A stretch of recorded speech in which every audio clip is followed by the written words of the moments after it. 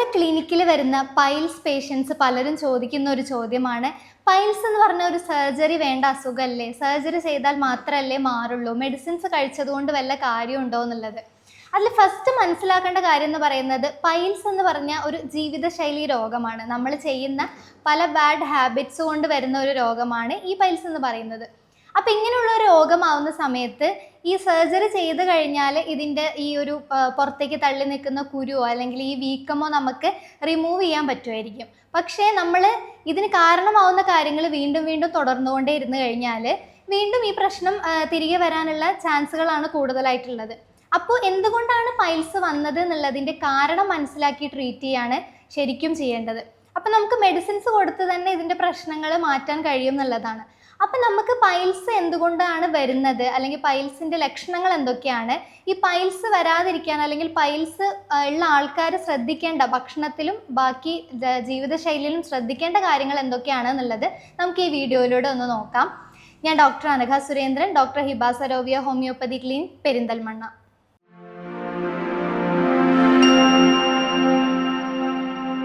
ആദ്യമായിട്ട് നമുക്ക് പൈൽസ് എന്ന് പറഞ്ഞാൽ എന്താണെന്നുള്ളത് നോക്കാം. പല ആൾക്കാർക്കും അറിയാത്ത ഒരു കാര്യമാണ് പൈൽസ് എന്ന് പറഞ്ഞാൽ ഒരു കുരു പോലെ വരുന്നുണ്ടല്ലോ, അല്ലെങ്കിൽ എല്ലാ കുരുക്കളും പൈൽസ് ആണോ എന്നുള്ളൊരു ഡൗട്ട് പല ആൾക്കാർക്കും വരാറുണ്ട്, അല്ലെങ്കിൽ എല്ലാ തടിപ്പുകളും പൈൽസ് ആണോ എന്നുള്ളത്.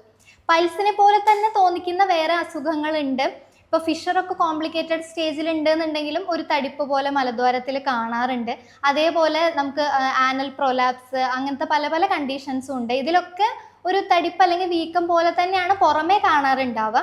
അപ്പോൾ പൈൽസ് നോക്കുകയാണെന്നുണ്ടെങ്കിൽ കൂടുതലായിട്ടും വരുന്നത് ഈ മലബന്ധമുള്ള ആൾക്കാർക്കാണ്. എപ്പോഴും മുക്കി മുക്കി പോകുന്ന ആൾക്കാരാണെങ്കിൽ അങ്ങനെയുള്ള ആൾക്കാർക്ക് എപ്പോഴും ഈ പ്രഷർ കൊടുക്കുന്ന സമയത്ത് ഈ മലദ്വാരത്തിൻ്റെ അവിടെയുള്ള വെയിനുകൾ കംപ്രസ് ആവുകയും അതുവഴി ഇതിങ്ങനെ വീങ്ങി വരികയും, ഈ വെയിനുകൾ വീങ്ങി വരികയും അത് പിന്നീട് പൊട്ടിയിട്ട് രക്തസ്രാവം പോലെയൊക്കെ ഉണ്ടാകുന്ന ഒരവസ്ഥയാണ് പൈൽസ് എന്ന് പറയുന്നത്. ഇനി നമുക്ക് പൈൽസിൻ്റെ ലക്ഷണങ്ങൾ എന്തൊക്കെയാണെന്ന് നോക്കാം. അതിൽ മെയിൻ ആയിട്ടുള്ളത് വേദന തന്നെയാണ്. ഒരു കുത്തി ചുളുക്കുന്ന പോലത്തെ ഒരു വേദന എന്നാണ് പറയാറുള്ളത്. ഇത് കൂടുതലായിട്ടും അസോസിയേറ്റഡ് ആയിട്ട് ഉണ്ടാവുന്നത് മലം പോകുന്ന സമയത്താണ്. എന്ന് വെച്ചാൽ മലം പോകുന്ന ടൈമിലോ അല്ലെങ്കിൽ പോയി കഴിഞ്ഞിട്ടുള്ള ഒരു ടൈമിലോ നല്ല വേദന ഉണ്ട് എന്നാണ് സാധാരണയായിട്ട് ആളുകൾ പറയാറുള്ളത്.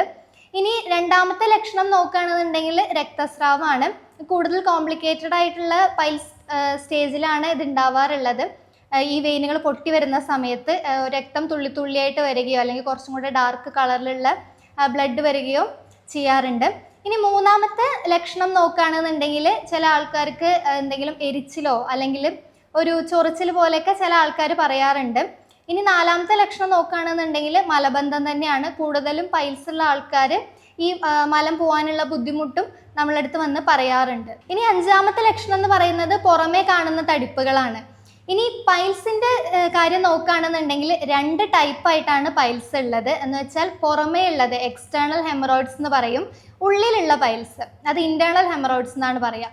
അപ്പോൾ എക്സ്റ്റേണൽ ആണ് നമ്മൾ സാധാരണ കണ്ടാൽ മനസ്സിലാവുന്ന, അല്ലെങ്കിൽ നമുക്ക് ചില സമയത്ത് ബാത്റൂം പോയി കഴിഞ്ഞാൽ നമ്മൾ കഴുകുന്ന സമയത്ത് ഒരു തടിപ്പ് പോലെ ശ്രദ്ധിക്കാറുണ്ട്. അത് ഫസ്റ്റ് സ്റ്റേജിലൊക്കെ തടുപ്പായിട്ട് കാണാൻ ബുദ്ധിമുട്ടാണ്. ഈ മലബന്ധം ഇങ്ങനെ തുടർന്നുകൊണ്ടേ ഇരിക്കുമ്പോഴാണ് പിന്നെ അത് വീക്കമായിട്ട് വരുന്നതും അത് നമ്മുടെ ശ്രദ്ധയിൽ പെടുന്നതും. ഇനി ഇൻറ്റേർണൽ എന്ന് പറയുമ്പോൾ ഉള്ളിലുള്ള പൈൽസാണ്. അത് സ്വാഭാവികമായിട്ട് നമുക്ക് കണ്ടുകൊണ്ട് അല്ലെങ്കിൽ നമുക്ക് ഫീൽ ചെയ്യാൻ കഴിയാത്തതാണ്, ഉള്ളിലാണ് ഉണ്ടാവുക. ഇങ്ങനത്തെ ആൾക്കാർക്കാണെന്നുണ്ടെങ്കിൽ മലം പോകുന്ന സമയത്ത് എന്തെങ്കിലും ഒരു തടസ്സം ഉണ്ടാവുകയോ അല്ലെങ്കിൽ ഇപ്പം ചില ആൾക്കാർ പറയാറുണ്ട് ഒരു പർട്ടിക്കുലർ സ്ഥലത്ത് എത്തുമ്പോൾ പിന്നെ ഒരു മുക്കുന്ന പോലെ ഉണ്ട്, അല്ലെങ്കിൽ ആ സ്ഥലത്ത് എത്തുമ്പോൾ ഒരു തടസ്സം പോലെ ഉണ്ട്, പിന്നെ അവിടുന്ന് മലം പോരാൻ കുറച്ച് ബുദ്ധിമുട്ടാണെന്ന് പറയാറുണ്ട്. അങ്ങനെയാണെങ്കിൽ ഇൻറ്റേർണൽ ആയിട്ട് എന്തെങ്കിലും ഇതുപോലത്തെ വീക്കങ്ങൾ ഉണ്ടാവാനാണ് ചാൻസ് ഉള്ളത്. ഇനി ഇൻറ്റേർണൽ ഹെമറോയിഡ്സ് നോക്കുകയാണെങ്കിൽ അത് 4 ഗ്രേഡ് ആയിട്ടാണുള്ളത്. ഇതിൽ ആദ്യത്തേതെന്ന് പറയുന്നത് ഉള്ളിൽ തന്നെയുള്ള ഗ്രേഡ് 1 എന്ന് പറയുന്നത് ഉള്ളിൽ തന്നെയുള്ള പൈൽസ് ആണ്. അത് നമുക്ക് പുറമേ കാണാൻ കഴിയില്ല. ഇനി രണ്ടാമത്തേത് ഗ്രേഡ് 2 എന്ന് പറയുന്നത് നമ്മൾ മലം പോകുന്ന സമയത്ത് പുറത്തേക്ക് അത് തള്ളി വരും. അത് മലം പോയി കഴിഞ്ഞാൽ സ്വാഭാവികമായിട്ടും അത് താനെ തന്നെ തിരിച്ചു പോകും, ഉള്ളിലേക്ക് തന്നെ തിരിച്ചു പോകും. അതാണ് ഗ്രേഡ് 2. ഇനി ഗ്രേഡ് 3 നോക്കുകയാണെന്നുണ്ടെങ്കിൽ നമ്മൾ മലം പോകുമ്പോഴോ അല്ലെങ്കിൽ എന്തെങ്കിലും ഒരു പ്രഷർ ഉണ്ടാകുന്ന സമയത്ത് അത് പുറത്തേക്ക് വരും. പിന്നെ നമ്മൾ കൈകൊണ്ട് തള്ളിയാൽ മാത്രമേ അത് ഉള്ളിലേക്ക് പോകുന്നുള്ളൂ എന്നുള്ളൊരവസ്ഥ. അതാണ് 3യിൽ വരിക. ഗ്രേഡ് 3 സ്റ്റേജ് 3 ആകുമ്പോൾ ഉള്ള ലക്ഷണം അതാണ്. ഇനി ഗ്രേഡ് 4 എന്ന് പറയുന്നത് ഈ ഇന്റേണൽ ആയിട്ടുള്ളത് ഉള്ളിലുള്ളത് പുറമേക്ക് വരുന്നു, പക്ഷെ തള്ളിയാലോ അല്ലെങ്കിൽ എന്ത് ചെയ്താലും മുകളിലോട്ട് പോവാത്ത ഒരവസ്ഥ. അത് ഏറ്റവും ഹൈ ആയിട്ടുള്ള സ്റ്റേജാണ്. അങ്ങനത്തെ സ്റ്റേജിലൊക്കെ ആകുമ്പോൾ ഈ പ്രശ്നങ്ങൾ എന്ന് വെച്ചാൽ കുറേ കാലമായിട്ട് പ്രോഗ്രസ് ആയിട്ട് വന്നിട്ടുള്ളൊരു പ്രശ്നമാണ് ഇത് എന്നുള്ളത് മനസ്സിലാക്കേണ്ടതാണ്. ഇനി പൈൽസ് ഉണ്ടാവാനുള്ള കാരണങ്ങൾ എന്തൊക്കെയാണെന്നുള്ളത് നോക്കാം. മെയിൻ ആയിട്ടുള്ളത് മലബന്ധം തന്നെയാണ്. എപ്പോഴും മുക്കി പോകുന്ന ആൾക്കാർ പലരും ഇതൊരു എൻ്റെ ഒരു സ്ഥിരമായിട്ടുള്ള ഹാബിറ്റ് ആണല്ലോ, ഇത് ഇങ്ങനെ തന്നെ ഇരുന്നോട്ടെ എന്ന് വിചാരിച്ച് വിടുന്ന ആൾക്കാരുണ്ട്. ചില ആൾക്കാർ ഈ പ്രശ്നം എനിക്ക് എപ്പോഴും ഉള്ളതാണല്ലോ, അപ്പോൾ ഇതൊരു കോമൺ ആയിട്ടുള്ള കാര്യമായിരിക്കും, പ്രശ്നം ഉണ്ടാവില്ല എന്ന് പറഞ്ഞ് വിടുന്ന ആൾക്കാരുണ്ട്. അങ്ങനെ വിട്ട് കഴിഞ്ഞാൽ ഇത് കുറേ വർഷങ്ങളായിട്ട് തുടർന്നുകൊണ്ടേ ഇരുന്ന് കഴിഞ്ഞാൽ ഉറപ്പായിട്ടും ഈ പൈൽസ് അല്ലെങ്കിൽ ഫിഷർ അല്ലെങ്കിൽ ഫിസ്റ്റുല പോലത്തുള്ള രോഗങ്ങൾ വരാനുള്ള സാധ്യത ഉണ്ട്. ഇനി ഫിഷർ ആണെങ്കിലും ഫിസ്റ്റുല ആണെന്നുണ്ടെങ്കിലും ഏകദേശം അതിൻ്റെ സിംറ്റംസ് ലക്ഷണങ്ങൾ എടുത്ത് നോക്കുകയാണെങ്കിൽ പൈൽസ് പോലെ തന്നെ തോന്നിക്കും. ഇതേപോലത്തെ ചോര വരുന്നത് ഉണ്ടാവാം, അതേപോലെ തന്നെ എരിച്ചിൽ, പുകച്ചിൽ, അങ്ങനത്തെ കാര്യങ്ങളൊക്കെ ഈ ഫിഷറിനും ഒക്കെ വരാറുണ്ട്. അപ്പോൾ ആളുകൾക്ക് ഇത് എന്താണ് പ്രശ്നം എന്നുള്ളത് ഐഡൻറ്റിഫൈ ചെയ്യാനുള്ള ബുദ്ധിമുട്ടുകൊണ്ട് ഇത് ഞാൻ എപ്പോഴും മലബന്ധം ഉള്ളത് കൊണ്ട് എനിക്ക് അങ്ങനെ വരുന്നതായിരിക്കും എന്ന് വിചാരിച്ച് തള്ളിക്കളയാറുണ്ട്. അല്ലെങ്കിൽ ഇത് പുറമേ പറയാൻ മടിയായിട്ട് ഇങ്ങനത്തെ ഒരു കാര്യമല്ലേ, ഇത് എങ്ങനെ ആൾക്കാരോട് പറയും, അല്ലെങ്കിൽ എങ്ങനെ ഞാൻ ഡോക്ടറോട് പറയും, ഇത് കാണിച്ചു കൊടുക്കേണ്ടി വരുമോ എന്നുള്ള പേടിയിൽ ആൾക്കാർ ഇത് പറയാണ്ട് വിടുന്നൊരു പ്രവണത സാധാരണയായിട്ട് കാണാറുണ്ട്. ഒരു പറയാൻ മടിക്കുന്ന പോലുള്ളൊരു കാര്യമായിട്ട് ശ്രദ്ധയിൽപ്പെടാറുണ്ട്. ഇനി രണ്ടാമത്തെ കാരണം നോക്കുകയാണെന്നുണ്ടെങ്കിൽ എപ്പോഴും ഇരുന്ന് ജോലി ചെയ്യുന്ന ആൾക്കാർ. ഇരുന്ന് ജോലി ചെയ്യുക പറഞ്ഞാൽ കൂടുതലായിട്ടും ഡ്രൈവേഴ്സ് അല്ലെങ്കിൽ IT മേഖലയിലൊക്കെ ഫുൾ ടൈം എപ്പോഴും ഇരുന്ന് ജോലി ചെയ്യുന്ന ആൾക്കാർക്കാണ് കൂടുതലായിട്ട് വരാറുള്ളത്. നമ്മുടെ അടുത്ത് പേഷ്യൻസ് വരുന്നതും അങ്ങനത്തെ ആൾക്കാരാണ്. അവരെപ്പോഴും ഈ ഒരു സിറ്റിംഗ് ഇതിൽ തന്നെ ഇരിക്കുന്നതുകൊണ്ട് എപ്പോഴും താഴോട്ടൊരു പ്രഷർ ഉണ്ടാവും ഈ മലദ്വാരത്തിൻ്റെ അവിടെ. അങ്ങനെയുള്ള ആൾക്കാർക്ക് ഈ പൈൽസ് വരാനുള്ള സാധ്യതയുണ്ട്. ഇനി മൂന്നാമത്തെ നോക്കുകയാണെന്നുണ്ടെങ്കിൽ ഗർഭിണികൾക്ക് ഈ പറഞ്ഞ പോലെ തന്നെ ഈ ഒന്നെങ്കിൽ ഈ പ്രഗ്നൻസി ടൈമിലോ അല്ലെങ്കിൽ പ്രഗ്നൻസി കഴിഞ്ഞ ശേഷമോ അതിൻ്റെ ഒരു കോംപ്ലിക്കേഷൻ പോലെ പൈൽസ് വരാറുണ്ട്. അതും ഒരു കോമൺ കോംപ്ലിക്കേഷൻ ഓഫ് പ്രഗ്നൻസി തന്നെയാണ്. അടുത്ത കാരണം എന്ന് പറയുന്നത് വെള്ളം കുടിക്കുന്നത് കുറവാകുന്നത് തന്നെയാണ്. കാരണം ഈ മലം കട്ടിയായിട്ട് അല്ലെങ്കിൽ ഡ്രൈ ആയിട്ട് പോവാതിരിക്കാനായിട്ട് നമ്മുടെ ശരീരത്തിൽ വെള്ളത്തിൻ്റെ അംശം നല്ലോണം ആവശ്യമുണ്ട്. അപ്പോൾ അതുകൊണ്ട് ഒരു 2-3 ലിറ്റർ വെള്ളമെങ്കിലും സ്ഥിരമായിട്ട് കുടിക്കാനായിട്ട് ശ്രദ്ധിക്കേണ്ടതാണ്. ഇനി അടുത്ത വേറൊരു കാരണം നോക്കുകയാണെങ്കിൽ ടോയ്ലറ്റിൽ സിറ്റിംഗ് സ്റ്റൈൽ അല്ലെങ്കിൽ ടോയ്ലറ്റിൽ ചെയ്യുന്ന കുറച്ച് മിസ്റ്റേക്കുകളാണ്. അതിൽ ആദ്യം പറയുന്നത്, ഇപ്പോൾ നമ്മൾ പണ്ടൊക്കെ ആണെന്നുണ്ടെങ്കിൽ ഇന്ത്യൻ ക്ലോസറ്റ് ആകുമ്പോൾ നമ്മൾ ഇരിക്കുന്ന പോസ്റ്റർ എന്ന് പറയുന്നത് കുറച്ചും കൂടെ നമ്മുടെ മലദ്വാരത്തിൻ്റെ സൈഡിലുള്ള പേശികൾ കുറച്ചും കൂടെ വലിയുന്ന രീതിയിലുള്ളതായിരുന്നു. ഇപ്പോൾ എന്ന് പറയുമ്പോൾ നമ്മൾ യൂറോപ്യൻ ക്ലോസറ്റിൽ ഇരിക്കുമ്പോൾ അത്ര തന്നെ ഈ ഒരു വികാസം അല്ലെങ്കിൽ ഈ മസിൽസിനൊരു ഇത് കിട്ടുന്നില്ല. അങ്ങനെ ഉണ്ടാകുന്ന സമയത്ത് നമുക്കൊരു ചെറിയൊരു സ്റ്റൂള് പോലെ എന്തെങ്കിലും വെച്ചിട്ട് അതിൻ്റെ മേലെ കാല് കയറ്റി വെച്ചിട്ട് ഇരിക്കുകയാണെന്നുണ്ടെങ്കിൽ കുറച്ചും കൂടെ ആ ഒരു പൊസിഷൻ കറക്റ്റ് ആവുകയും മലം കുറച്ചും കൂടെ സ്മൂത്തായിട്ട് പോകാനായിട്ടും ഹെൽപ്പ് ചെയ്യും. അതേപോലെ ഇപ്പോൾ യങ്സ്റ്റേഴ്സിൻ്റെ ഇടയിലൊക്കെ കൂടുതലായിട്ട് കാണുന്ന ഒരു ഹാബിറ്റാണ് ടോയ്ലറ്റ് പോകുന്ന സമയത്ത് മൊബൈൽ ഫോൺ കൂടെ കൊണ്ടുപോകുക എന്നുള്ളത്. ഇത് മൊബൈൽ ഫോൺ നോക്കി കുറേ നേരം ടോയ്ലറ്റിൽ ഇരിക്കുന്ന ഒരവസ്ഥയാണ് ഇങ്ങനത്തെ സമയത്ത് ഉണ്ടാവുക. നമ്മുടെ ശ്രദ്ധയൊന്നും നമ്മൾ ബാത്റൂം പോകുന്നതിലായിരിക്കില്ല, ഫുള്ള് ഫോണിൽ നോക്കിക്കൊണ്ടിരിക്കാവും, സമയം പോകുന്നത് നമ്മളറിയില്ല, കുറേ നേരം അങ്ങനെ ഇരുന്നുകൊണ്ടേയിരിക്കും. അതേപോലെ തന്നെ ഇതൊക്കെ നമ്മുടെ ശരീരത്തിൽ നടക്കുന്ന പ്രവർത്തനങ്ങളെ എല്ലാം ബ്രെയിനിലേക്ക് ഒരു കണക്ഷൻ ഉണ്ട്. അപ്പം നമ്മളെ ശ്രദ്ധ വേറെ ആകുമ്പോൾ അതിനനുസരിച്ചുള്ള പ്രശ്നങ്ങൾ ഉണ്ടാവും. പിന്നെ ടൈമിങ് കുറേ നേരം ടോയ്ലറ്റിൽ ഇരിക്കുന്നതും ഈ പൈൽസ് പോലുള്ള പ്രശ്നങ്ങൾ ഉണ്ടാക്കും. പിന്നെ ഒരു കാര്യം എന്ന് പറയാനുള്ളത് മലം പിടിച്ചു വെക്കുന്നതാണ്. ഇപ്പോൾ എവിടെയെങ്കിലുമൊക്കെ ട്രാവലിങ്ങിൽ പോകുമ്പോഴോ അല്ലെങ്കിൽ ഇപ്പോൾ എന്ന് പറഞ്ഞാൽ നമ്മളെപ്പോഴും ഓടിക്കൊണ്ടേയിരിക്കുന്ന ഒരു ലൈഫ് സ്റ്റൈലാണ്, നമ്മളെപ്പോഴും ബിസിയാണ്. അപ്പോൾ എന്തെങ്കിലും ഒരു കാര്യത്തിൽ ഇൻവോൾവ് ആവുന്ന സമയത്ത് ഇതേപോലെ വാഷ്റൂം പോകാൻ തോന്നും. അങ്ങനെ ഉണ്ടാകുന്ന സമയത്ത് മലം പിടിച്ചു വെച്ച് കഴിഞ്ഞാൽ ഇങ്ങനത്തെ പ്രശ്നങ്ങൾ കൂടുതലായിട്ട് ഈ പൈൽസിൻ്റെ പ്രശ്നങ്ങളൊക്കെ കൂടുതലായിട്ട് ഉണ്ടാവാനുള്ള സാധ്യതയുണ്ട്. പിന്നെ അതിൻ്റെ കൂടെ തന്നെ പറയാനുള്ളത്, ഇപ്പോൾ ഈ പൈൽസ് അല്ലെങ്കിൽ ഫിഷർ പോലുള്ള പ്രശ്നങ്ങൾ ഈ ബ്ലഡ് കാണുമ്പോഴോ അല്ലെങ്കിൽ ഈ എരിച്ചിലോ പുകച്ചിലോ അല്ലെങ്കിൽ വേദനയൊക്കെ ഉണ്ടാവുന്ന സമയത്ത് ചില ആളുകൾ ഇതുപോലെ തന്നെ മലം പോകാനായിട്ട് മടിക്കാറുണ്ട്. എന്ന് വെച്ചാൽ ഇത് പോകുന്ന സമയത്ത് വീണ്ടും രക്തം വന്നാൽ എന്ത് ചെയ്യും, അല്ലെങ്കിൽ പിന്നെയും വേദന വരും എന്നൊക്കെ പേടിച്ചിട്ട് അല്ലെങ്കിൽ എരിച്ചിൽ വരും എന്നൊക്കെ പേടിച്ചിട്ട് വാഷ്റൂമിൽ പോവാതിരിക്കുന്ന ആൾക്കാരുണ്ട്. അല്ലെങ്കിൽ ഇപ്പോൾ സ്ഥിരമായിട്ട് ഒരാഴ്ചയിൽ 3 ദിവസം 4 ദിവസം കൂടുമ്പോഴൊക്കെ മലം പോകുന്നുള്ളൂ എന്ന് പറഞ്ഞിട്ട് നമ്മുടെ അടുത്ത ആൾക്കാർ വരാറുണ്ട്. അപ്പോൾ ഇങ്ങനത്തെ ആൾക്കാരൊക്കെ ഇത് ട്രീറ്റ് ചെയ്യാതെ വിടുന്നതാണ് ഏറ്റവും വലിയ കോംപ്ലിക്കേഷൻ ആയിട്ട് പിന്നീട് മാറുന്നത്. അടുത്തതായിട്ട് ഈ മലബന്ധം വരാതിരിക്കാൻ, അല്ലെങ്കിൽ മലബന്ധമാണ് പൈൽസിന് ഏറ്റവും വലിയൊരു കാരണം എന്ന് പറയുന്നത്. ഈ മലം കുറച്ചും കൂടെ സ്മൂത്തായിട്ട് പോകാനായിട്ട് എന്തൊക്കെ ഭക്ഷണങ്ങൾ നമുക്ക് ഉൾപ്പെടുത്താം, അല്ലെങ്കിൽ എന്തൊക്കെ ഭക്ഷണങ്ങൾ നമുക്ക് ഒഴിവാക്കണം എന്നുള്ളതും കൂടെ ഒന്ന് നോക്കാം. ഇതിൽ ആദ്യമായിട്ട് പറയാനുള്ളത്, നമ്മൾക്ക് എപ്പോഴും പച്ചക്കറികളും അതേപോലെ ധാന്യങ്ങളും പഴങ്ങളൊക്കെ കൂടുതലായിട്ട് കഴിക്കണം എന്നുള്ളതാണ് പറയാറുള്ളത്. ഇതിൽ ധാന്യങ്ങൾ എടുത്ത് നോക്കുകയാണെങ്കിൽ ഓട്സ്, റാഗി അല്ലെങ്കിൽ തവിട് കളയാത്ത അരി, അതിലൊക്കെ കൂടുതൽ ഫൈബർ കണ്ടന്റ് അടങ്ങിയിട്ടുള്ളതാണ്. അങ്ങനത്തെ ഭക്ഷണങ്ങൾ കഴിക്കുന്നത് നല്ലതാണ്. ഇനി പഴങ്ങൾ നോക്കുകയാണെന്നുണ്ടെങ്കിൽ അതിൽ ഏറ്റവും നല്ലത് അവക്കാഡോ ആണ്. അവക്കാഡോൻ്റെ ആ ഒരു പൾപ്പ് എന്ന് പറയുന്നത് ഒരു നെയ്യ് പോലത്തെ ഒരു കൺസിസ്റ്റൻസിയിലാണല്ലോ ഉള്ളത്. ഈ അവക്കാഡോ കഴിക്കുന്ന സമയത്ത് ഇത് മലം സ്മൂത്തായിട്ട് പോകാനും ഹെൽപ്പ് ചെയ്യുന്നുണ്ട്. അതേപോലെ വേറെ പഴങ്ങൾ നോക്കുകയാണെങ്കിൽ അതിൽ ആപ്പിള്, പേരയ്ക്ക തുടങ്ങിയിട്ടുള്ള പഴങ്ങൾ, അതേപോലെ പപ്പായ ദഹനത്തിന് നന്നായിട്ട് ഹെൽപ്പ് ചെയ്യുന്ന ഒരു പഴമാണ്. പപ്പായ കഴിക്കുന്നതുകൊണ്ട് ദഹനം കൂടുതൽ നന്നാവുകയും അതുവഴി മലബന്ധം തടയാനായിട്ടും സാധിക്കും. അതേപോലെ ബെറി ഐറ്റംസ് ആയിട്ടുള്ള ബ്ലൂബെറി, മൾബെറി, റാസ്ബെറി പോലുള്ള പഴങ്ങളും കഴിക്കാവുന്നതാണ്. ഇനി പച്ചക്കറികൾ നോക്കുകയാണെങ്കിൽ പച്ചക്കറികൾ കൂടുതലായിട്ട് ഉൾപ്പെടുത്തേണ്ടതെന്ന് പറയുന്നത് വെണ്ടയ്ക്കയാണ്. വെണ്ടയ്ക്കയിൽ ഇതേപോലത്തെ ഒരു കൊഴുപ്പുണ്ടല്ലോ, ആ കൊഴുപ്പ് ഇതേപോലെ മലം പോകാനായിട്ട് ഹെൽപ്പ് ചെയ്യും.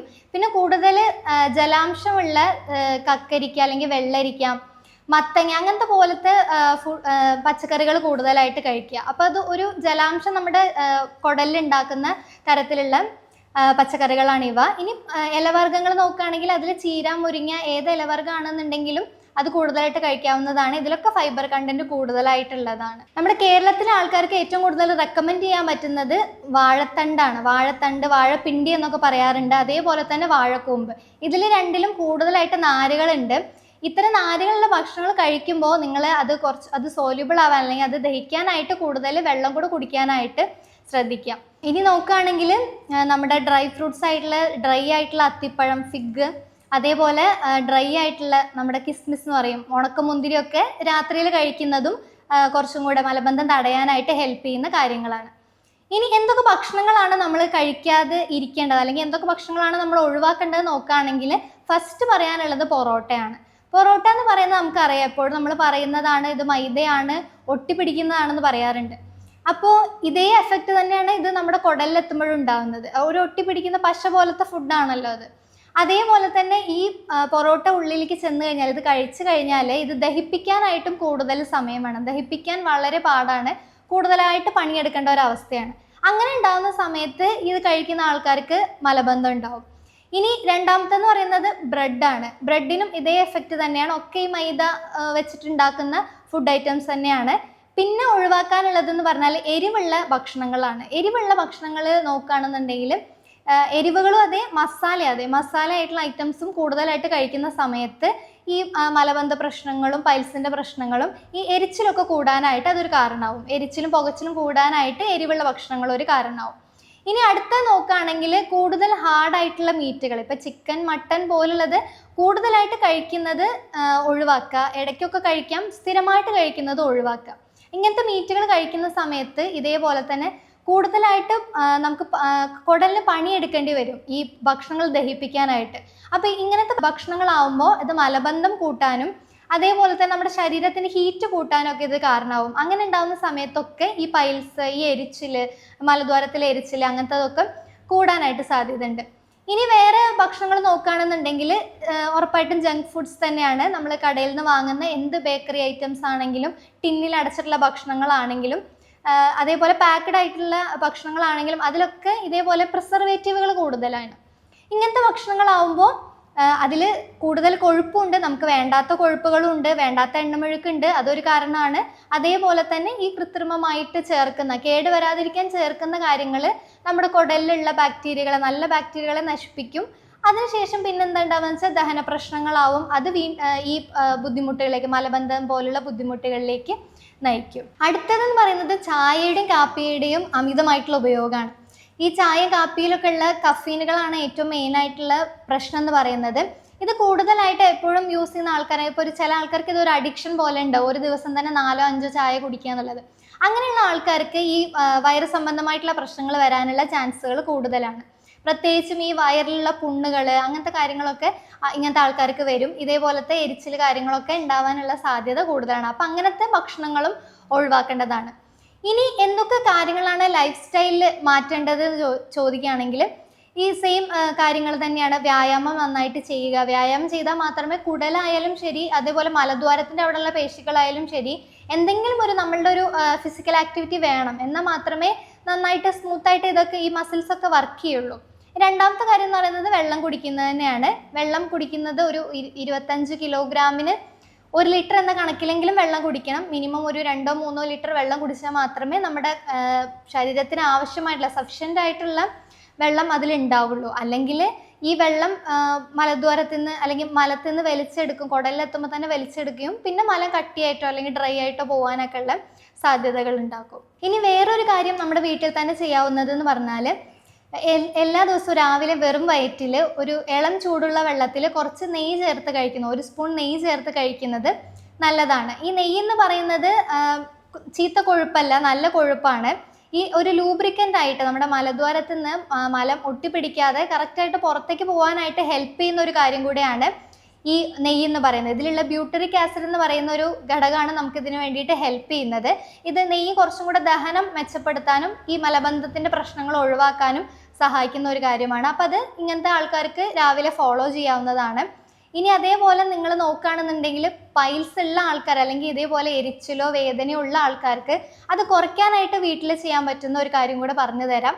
നിങ്ങൾക്കൊരു ബാത്ത് ടബോ അല്ലെങ്കിൽ ഒരു വലിയൊരു പാത്രത്തിൽ കുറച്ച് ഇളം ചൂടുള്ള വെള്ളം എടുത്തിട്ട് അതിലൊരു ഇത്തിരി ഉപ്പിട്ടിട്ട് അതിലൊരു 10-15 മിനിറ്റ് നേരം ഇരിക്കുകയാണെന്നുണ്ടെങ്കിൽ ഈ പൈൽസിൻ്റെ പ്രശ്നങ്ങളൊന്ന് ചുരുങ്ങി പോകാനും അതേപോലെ തന്നെ അതിൻ്റെ അസോസിയേറ്റഡ് ആയിട്ടുള്ള വേദനയും എരിച്ചിലും അല്ലെങ്കിൽ പുകച്ചിലൊക്കെ ഒന്ന് കുറയ്ക്കാനായിട്ടും കൂടെ ഇത് ഹെൽപ്പ് ചെയ്യും. അപ്പം ഞാൻ ഇത്രയും പറഞ്ഞതിൽ നിന്ന് നിങ്ങൾ മനസ്സിലാക്കേണ്ട കാര്യം എന്ന് പറയുന്നത് മലബന്ധം എന്ന് പറഞ്ഞാൽ ശരിക്കും ഒരു ലക്ഷണം മാത്രമാണ്. ഭാവിയിൽ വരാനിരിക്കുന്ന മലദ്വാര സംബന്ധമായിട്ടുള്ള എന്ത് പ്രശ്നങ്ങളായിക്കോട്ടെ അതിന് കാരണമാകുന്ന ഏറ്റവും വലിയൊരു പ്രശ്നമാണ് മലബന്ധം എന്നുള്ളത്. ഇനി നിങ്ങൾക്ക് ഈ പൈൽസ് മാത്രമല്ല, ഫിഷറോ ഫിസ്റ്റുലയോ എന്ത് പ്രശ്നം വേണമെങ്കിലും ഈ ഒരു ബാഡ് ഹാബിറ്റ് കൊണ്ട് ഉണ്ടാവുന്നതാണ്. ഫിഷറാണെന്നുണ്ടെങ്കിൽ ഈ മലദ്വാരത്തിൽ ഉണ്ടാവുന്ന മുറിവുകൾ അല്ലെങ്കിൽ വിള്ളലുകളെയാണ് പറയാം. ഫിസ്റ്റുല ആണെന്നുണ്ടെങ്കിൽ അതേപോലെ ഒരു ഫിസ്റ്റുല പുതിയതായിട്ടൊരു നമുക്കിപ്പോൾ ഓൾറെഡി മലം പോകാനായിട്ടൊരു മലദ്വാരം ഉണ്ട്, അതല്ലാണ്ട് അതിൻ്റെ സൈഡിൽ ചെറുതായിട്ടുള്ള ഒരു വഴി ഫോം ചെയ്യുക, പുതിയതായിട്ടുള്ളൊരു പാത ഫോം ചെയ്യുക അല്ലെങ്കിൽ ഒരു ട്രാക്റ്റ് ഫോം ചെയ്യുന്നതാണ് ഫിസ്റ്റുല എന്ന് പറയുന്നത്. അങ്ങനെ ഉണ്ടാകുമ്പോൾ പഴുപ്പ്, ഇൻഫെക്ഷൻസ് ഒക്കെ റിക്കറൻ്റ് ആയിട്ട് വന്നുകൊണ്ടേയിരിക്കും. ഈ പ്രശ്നങ്ങളൊക്കെ ഇതുമായിട്ട് അസോസിയേറ്റഡ് ആണ്. അപ്പം നിങ്ങൾക്ക് ഈ മലബന്ധം ഉണ്ടെങ്കിൽ നിങ്ങൾ ഫസ്റ്റ് അത് ട്രീറ്റ് ചെയ്യാൻ നോക്കുക. അത് ട്രീറ്റ് ചെയ്യാതെ വിടാതിരിക്കുക. പിന്നെ കുടൽ സംബന്ധമായിട്ടുള്ള വേറെ എന്ത് പ്രശ്നങ്ങൾ വരാനും ഈ ഒരു ഇത് കാരണമാവുന്നുണ്ട്. അപ്പം നിങ്ങൾ ഇത്തരം ലക്ഷണങ്ങൾ കാണുന്നു, പ്രത്യേകിച്ച് ബ്ലീഡിംഗ് ഒക്കെ ഉണ്ടെന്നുണ്ടെങ്കിൽ, രക്തം വരുന്നുണ്ട്, കഠിനമായിട്ടുള്ള വേദനയാണ്, എരിച്ചിലാണെന്നുണ്ടെങ്കിൽ ഉറപ്പായിട്ടും നിങ്ങൾ ഡോക്ടറെ കാണിക്കേണ്ടതാണ്. ഇനി നമ്മുടെ ക്ലിനിക്കിൽ നോക്കുകയാണെന്നുണ്ടെങ്കിൽ നമ്മൾ കൂടുതൽ പൈൽസ് ഫിഷർ ഫിസ്റ്റുലയിൽ ഫോക്കസ് ചെയ്തിട്ടുള്ള ട്രീറ്റ്മെൻറ്റ് ചെയ്യാറുണ്ട്. കാരണം പല ആളുകളും സർജറി പേടിച്ചിട്ട് അല്ലെങ്കിൽ സർജറി എങ്ങനെ ചെയ്യും, സർജറി വേദന ആയിരിക്കില്ല, അല്ലെങ്കിൽ സർജറി ചെയ്താലും വീണ്ടും വീണ്ടും പ്രശ്നങ്ങൾ വരുന്നുണ്ട് എന്ന് പറയുന്നുണ്ട്. അപ്പോൾ അങ്ങനെയുള്ള ആൾക്കാർ ശ്രദ്ധിക്കേണ്ട കാര്യം എന്ന് പറയുന്നത് നമ്മൾ സർജറി ചെയ്ത് ഇതിൻ്റെ ലക്ഷണങ്ങൾ മാത്രമാണ് അല്ലെങ്കിൽ ഇതിൻ്റെ ഒരു പുറമേ കാണുന്ന ഒരു സംഭവം മാത്രമാണ് എടുത്തു കളയുന്നത്. വീണ്ടും നിങ്ങൾ ഇതേ ഹാബിറ്റ് ഫോളോ ചെയ്യുകയാണെന്നുണ്ടെങ്കിൽ ഈ ഒരു ടെൻഡൻസി ഉള്ള ആൾക്കാർക്ക് ഇത് വീണ്ടും വരും. ഏതാണെങ്കിലും പൈൽസ് ആണെങ്കിലും ഫിഷർ ആണെങ്കിലും ഫിസ്റ്റുല ആണെങ്കിലും അത് അവരുടെ ഒരു ബോഡി ടെൻഡൻസിയാണ്. അപ്പോൾ ഇതിൻ്റെ കാരണം മനസ്സിലാക്കി ട്രീറ്റ് ചെയ്താൽ മാത്രമേ ഈ ഒരു പ്രശ്നം സോൾവ് ആവുള്ളൂ. അപ്പോൾ നമുക്ക് അങ്ങനത്തെ രീതിയിലുള്ള ട്രീറ്റ്മെൻറ്റ് ഇവിടെ അവൈലബിൾ ആണ്. നിങ്ങൾക്ക് ഇത്തരം പ്രശ്നങ്ങൾ ഉണ്ടെന്നുണ്ടെങ്കിൽ, നിങ്ങൾക്ക് കൺസൾട്ടേഷൻ എടുക്കാൻ ആഗ്രഹിക്കുന്നുണ്ടെങ്കിൽ നമ്മൾ ധൈര്യമായിട്ട് കോൺടാക്റ്റ് ചെയ്യാവുന്നതാണ്. നമ്മുടെ ക്ലിനിക്ക് ഉള്ളത് മലപ്പുറം ജില്ലയിലെ പെരിന്തൽമണ്ണയിലാണ്. നമുക്ക് ഓൺലൈനായിട്ടും ട്രീറ്റ്മെൻറ്റ് അവൈലബിൾ ആണ്. ഇനി നിങ്ങൾക്ക് കൂടുതൽ സംശയങ്ങൾക്കും കാര്യങ്ങൾക്കും ട്രീറ്റ്മെൻറ്റിനും വേണ്ടിയിട്ട് താഴെ കൊടുത്തിരിക്കുന്ന നമ്പറിൽ കോൺടാക്റ്റ് ചെയ്യാവുന്നതാണ്. പുതിയൊരു വീഡിയോയുമായിട്ട് വീണ്ടും വരാം.